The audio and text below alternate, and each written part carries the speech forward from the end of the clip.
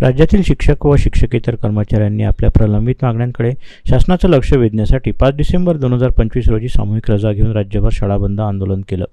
शिक्षक व शिक्षकेतर संघटना समन्वय समितीच्या 17 नोव्हेंबरच्या नोटीसनुसार हे आंदोलन करण्यात आलं. विद्यार्थी किंवा पालकांना अडचणीत आणणे हा उद्देश नसून शासनाने शिक्षकांच्या मूलभूत प्रश्नांवर सकारात्मक निर्णय घ्यावा हा या आंदोलनामागचा मुख्य हेतू असल्याचं समितीनं स्पष्ट केलं. शिक्षकांची सर्वात महत्त्वाची मागणी म्हणजे प्राथमिक शिक्षकांसाठी TET सक्ती रद्द करणं आहे.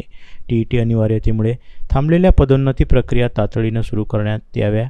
RTE कायद्यात आवश्यक सुधारणा करून राज्यातील शिक्षकांना न्याय द्यावा अशी शिक्षकांनी ठाम भूमिका घेतली. त्याबरोबरच जुनी पेन्शन योजना 1982 व 1984च्या नियमानुसार पुनर्संचयित करावी ही मागणी शिक्षकांच्या असंतोषाचे मुख्य कारण ठरत आहे.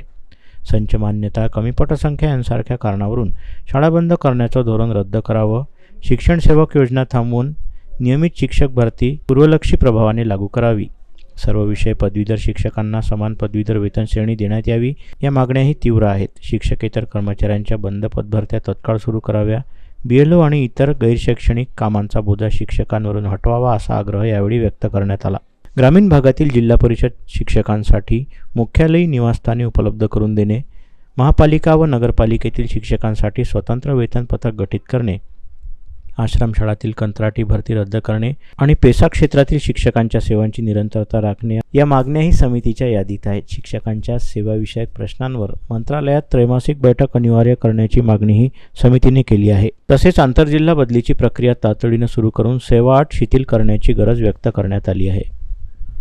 अन्यायकारक संच मान्यता निर्णय रद्द झाला पाहिजे. चिप्सीबाबाची कर्मशी चांगली तलवार आहे, ती चांगली रद्द झाली पाहिजे. आणि माझं पुढे असं म्हणणं आहे की मग जर तुम्हाला निवडणुकाचा दर 5% घेता तर संच मान्याने दर 5% द्यायला पाहिजे.